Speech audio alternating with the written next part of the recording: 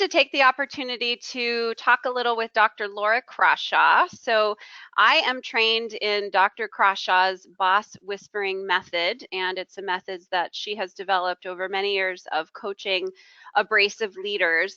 And because I'm certified in her method and I've been working very closely with her through that whole process, I thought it would be great to have the opportunity to chat with her, and so you could learn a little bit from her as well. The first time I met Dr. Crawshaw was, gosh, I think 2011. Was that right, Dr. Crawshaw? Sounds good. I think Sounds it was. And that was in Wales at the International Association for Workplace Bullying and Harassment Conference. There's a conference every couple years somewhere in the world, and we all gather and talk about workplace bullying. And I remember Dr. Crawshaw definitely got a lot of attention because she seemed to be the only person in this entire conference who really understands what she calls abrasive leaders, what others might call workplace bullies. She has a real understanding of these people, much more so than probably anybody else. So welcome, Dr. Crawshaw. Thank you so much for being with me. Happy to be here. Yeah, awesome. So just tell us a little bit about how you got into coaching and some of your experiences. And I know you have years to discuss, but give us a short version of how you came into all of this. All right. Well, I initially trained as a clinical social worker. So my plan was to be a psychotherapist. And I was up in Alaska, and I ended up working for an employee assistance program, or EAP, where we would provide short-term counseling for employees who were struggling with personal issues. But what I discovered is employees weren't just struggling with personal issues, they were struggling and suffering from workplace issues. And one of the predominant ones was being treated badly by their boss. And that was way back in 1994. I now understand that to be workplace bullying. And what I would hear is I'd hear how badly they were treated. They might talk to their companies would do nothing about it. And so that was the beginning of my interest in this kind of suffering. And so then I started my own small consulting firm and got a reputation for working with difficult people. And but included in this were abrasive leaders. And I've coached over, probably 450 since then, over the past many years, and they were my greatest teachers, because contrary to the belief that they're, all evil and they wake up in the morning contemplating how to torment their coworkers, what I discovered was the vast majority were clueless as to their impact on others, saw their management style as acceptable and appropriate, and it wasn't until the employer intervened and said, we're losing people, we can't have people treated this way, that they would end up in the coaching. And so I made many mistakes over the years, and but learned a lot in that process, which I now have consolidated into the teaching curriculum for the boss whispering method. Yeah, that's one thing I share whenever I'm talking about my coaching process. I always say it's really amazing. Dr. Crawshaw has created this very specific step-by-step sort of coaching process. And if you follow her process, it really, really, really does seem to make a big difference. Yeah. This individual really learns, and it makes a big difference for everybody around them who enjoys their work a little bit more. So I have to ask, it sounds like you're saying this behavior is not intentional, although many people out there would say it is intentional. Could you comment on that? Well, if you're on the receiving end of it, it can certainly look like it's intentional. I'm being treated badly. My boss is, whatever the behaviors are, over controlling, calling me names, yelling at me, or whatever. But what we find in most cases is that the individual is not the only one who's being treated this way. And what I discovered in my many conversations with abrasive leaders was that their objective was not to harm. Their objective was to get the job done, and anything that threatened that, anybody who wasn't working fast enough or well enough in their eyes, anybody who challenged them was viewed as a threat, and the response was to get aggressive with them. And so Um, uh, I think the other thing that I discovered as I would bring their feedback to them was that they went into shock. They Hmm. could not believe that they were viewed as wanting to harm people. I'm not trying to harm people. I'm just trying to get the job done. Hmm. My dad kicked my ass, and so that's kind of, how I deal with management issues. And they Right. don't know any better way. And that was also of interest. So just saying be nice or treat people more respectfully is not helpful to these individuals because they have so much anxiety around managing to achieve their objectives, and so they need help.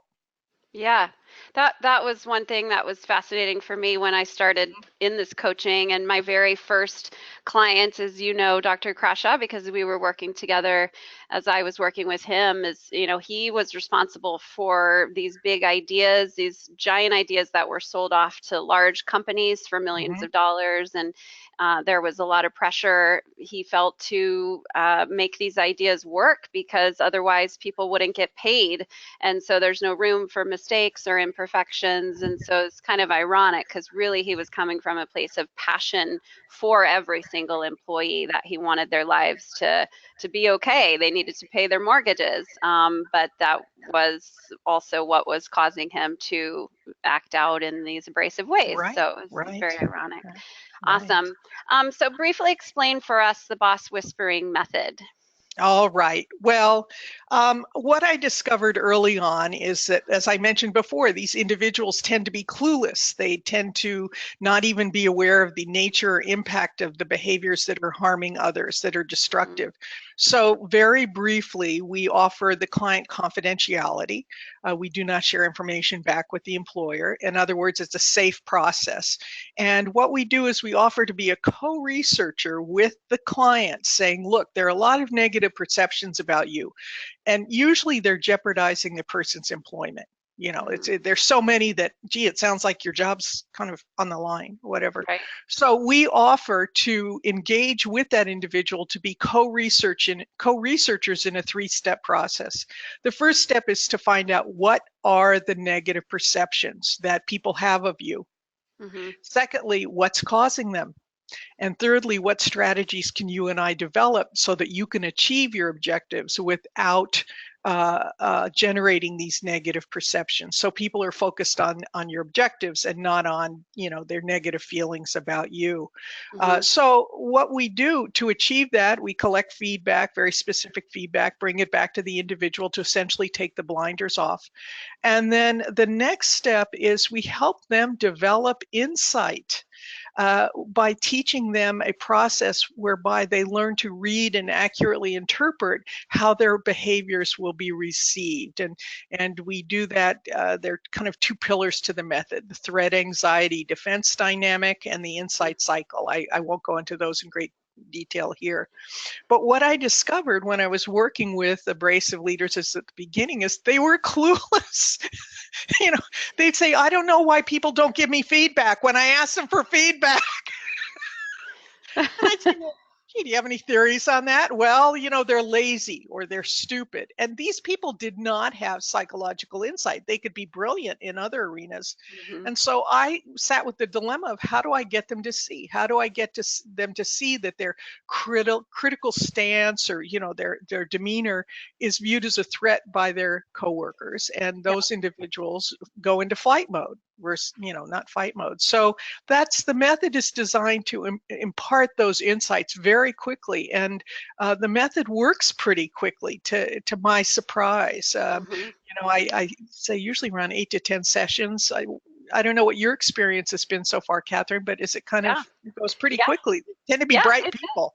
Yeah, Yeah, that's the thing, is they're bright and they want to be seen as competent. That really that's right. drives them too. So you show them here's a problem and they immediately go, okay, you tell me what I need to do to Hmm. fix that. And then through all of these questions that we're asking to help them, gain insight. Yeah, and I found, when you initially give them the feedback, of course, they're defensive. Anybody would be receiving pages Sure. and pages of information about how you're not very good at something. But I've found every time on that very next call, they're back on apologizing for being so defensive and saying things like, I'm ready to learn. I know you're going to teach me everything I need to know. I'm ready to do it. And that comes from that. I want to be competent and effective. And I realize now I'm not being in this area of relationships. So, it's funny. A lot of times when people ask me what I do and I coach abrasive leaders, they oh, how can you do that work? It must be terribly difficult, and oh, it yeah. must be awful. And I think you and I both discovered it's really enjoyable. It's really enjoyable to help people develop insight, and also ultimately to relieve suffering in the workplace, suffering experience not only by the coworkers but also the employer who's Yeah. pulling their hair out, and by the individual client, who's themselves quite upset about not getting the job done. So. Yeah. When you do that second round of feedback to kind of touch base with everyone and figure out how the coaching's going, I've heard people say things like, thank you so much. I don't know what you're doing, but it's working. My life is so much better. And so, yeah, their suffering's been relieved. And Yes. then by the end of the coaching, the person you're coaching, your client, is also saying that to you. Thank you. My suffering is relieved. I feel like I can relax a little more. I understand it doesn't have to be perfect all the time. So yeah, you've helped them relieve some anxiety, and all of And they're that in also turn very has relieved grateful the for HR. I'm sorry, they're No, grateful to the employer for giving them this opportunity. So instead of feeling alienated from the employer and they're just out to get me, instead they're like, this was a valuable experience. And, I'm glad that instead of trying to terminate me, the employer yeah. invested in me. So. Yeah. They'll say things like, they must have spent a lot of money to have you here. So that means something. Obviously, I'm valuable. That's right. It's right. Awesome. Well, I know I've got several success stories, but can Good. you share with us one of your, maybe a real success story that sticks out in your mind? Well,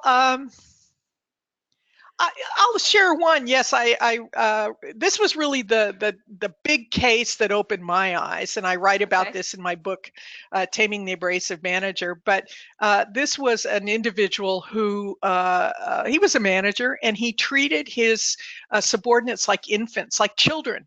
So if he found them doing something, he would scold them. He would try and restrict them. And when I did the coworker interviews, they would say he treats us like kids, who like little kids. And one hallmark of the method is we're always curious.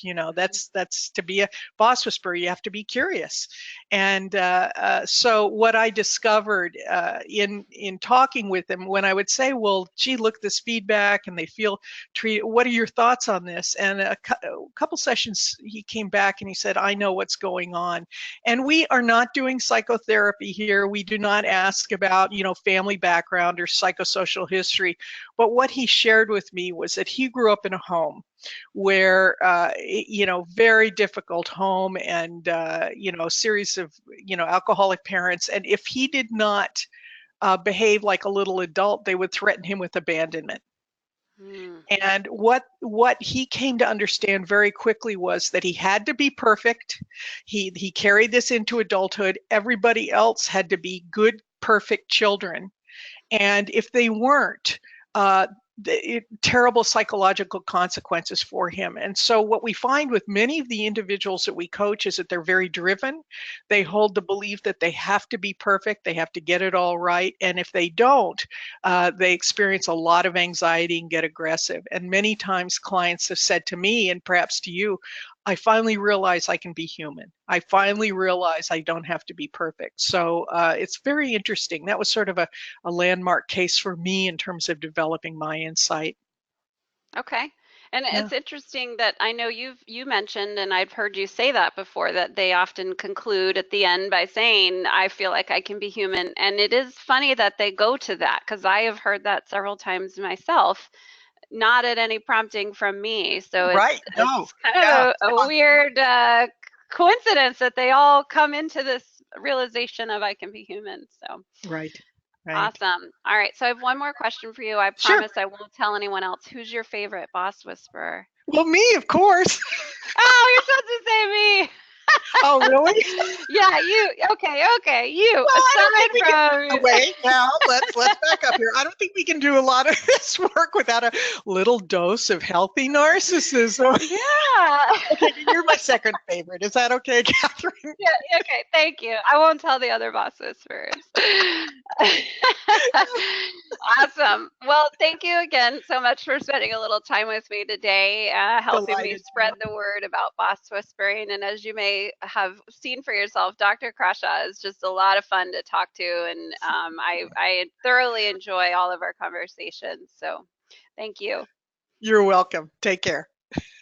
You.